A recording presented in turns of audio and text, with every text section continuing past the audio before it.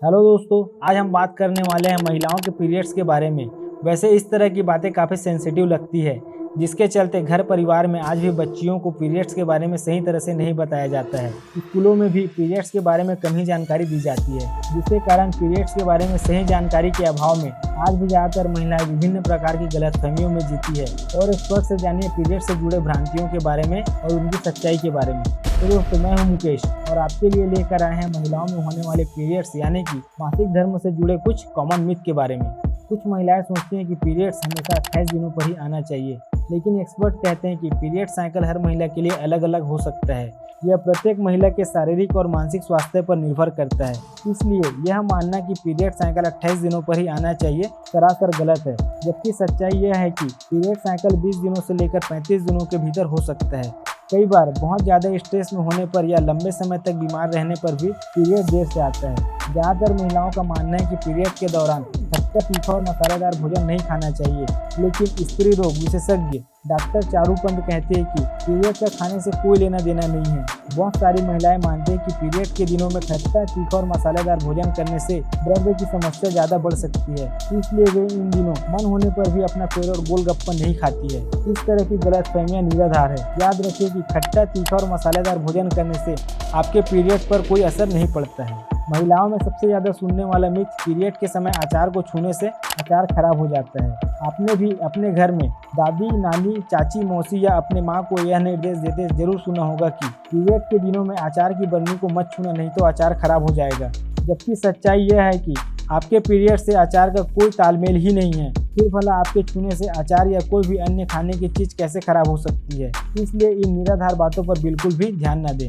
कुछ महिलाओं का मानना है कि पीरियड के दौरान शरीर कमजोर हो जाता है, लेकिन इंद्रप्रस्थ अपोलो हॉस्पिटल दिल्ली के वरिष्ठ स्त्री रोग विशेषज्ञ डॉक्टर सुषमा सिन्हा कहते हैं कि पीरियड के दौरान हर माह आपके शरीर से एक निश्चित मात्रा में ब्लड बाहर निकलता है। इससे शरीर पर कोई प्रभाव नहीं पड़ता। पीरियड और कमजोरी का कोई संबंध नहीं है। अगर आपको कमजोरी महसूस हो रही है तो इसका कोई अन्य कारण भी हो सकता है। इसके लिए अपने डॉक्टर से परामर्श लेना चाहिए। कुछ महिलाएं सोचती हैं कि पीरियड के दौरान सिर्फ आराम करना चाहिए। पीरियड के दौरान पेट दर्द, कमर दर्द की समस्या होने पर आराम करना जरूरी है, लेकिन पीरियड के दिनों में सिर्फ आराम ही करना चाहिए, ये सही नहीं है। पीरियड के दौरान स्वास्थ्य सही रहने पर आप नॉर्मल दिनों की भांति ही अपने सभी काम कर सकती है, चाहे घरेलू काम हो, ऑफिस जाना हो, शॉपिंग करना हो या किसी पार्टी में जाना हो।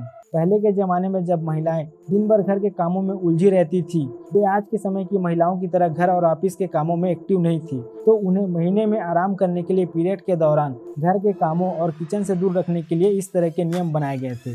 पीरियड के समय सेक्स नहीं करना चाहिए। यह धारणा भी सरासर गलत है कि पीरियड के दौरान सेक्स नहीं करना चाहिए, इससे दर्द ज़्यादा होता है।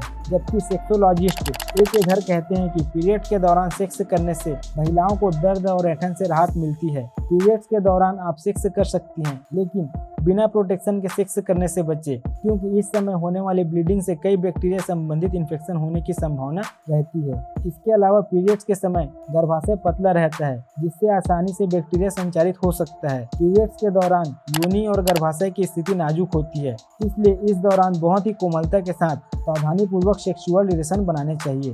पीरियड के समय प्रेग्नेंट नहीं हो सकते। स्त्री रोग विशेषज्ञ डॉक्टर चारू पंत कहती है कि ज्यादातर महिलाएं इस बात को विश्वास करती है कि पीरियड्स के दौरान वे प्रेग्नेंट नहीं हो सकती, जबकि ऐसा नहीं है। जिन महिलाओं का पीरियड साइकिल 28 दिनों से कम होता है, उनके प्रेग्नेंट होने का खतरा ज़्यादा रहता है। तो दोस्तों, इस वीडियो से आपके सारे डाउट्स क्लियर हो गए होंगे, साथ ही मासिक धर्म से जुड़े मिथ के बारे में भी जान गए होंगे। अगर आपको ऐसे ही अपनी नॉलेज बढ़ाना है तो अभी हमारे चैनल मिथक बातें को सब्सक्राइब जरूर कर ले। शेयर करें या ना करें आपकी मर्जी, लेकिन इस वीडियो में आपकी प्रतिक्रिया जरूर दे। तो आज के लिए इस वीडियो में इतना ही। अब मिलते हैं एक और नए वीडियो में नए टॉपिक के साथ। तब तक के लिए जय हिंद।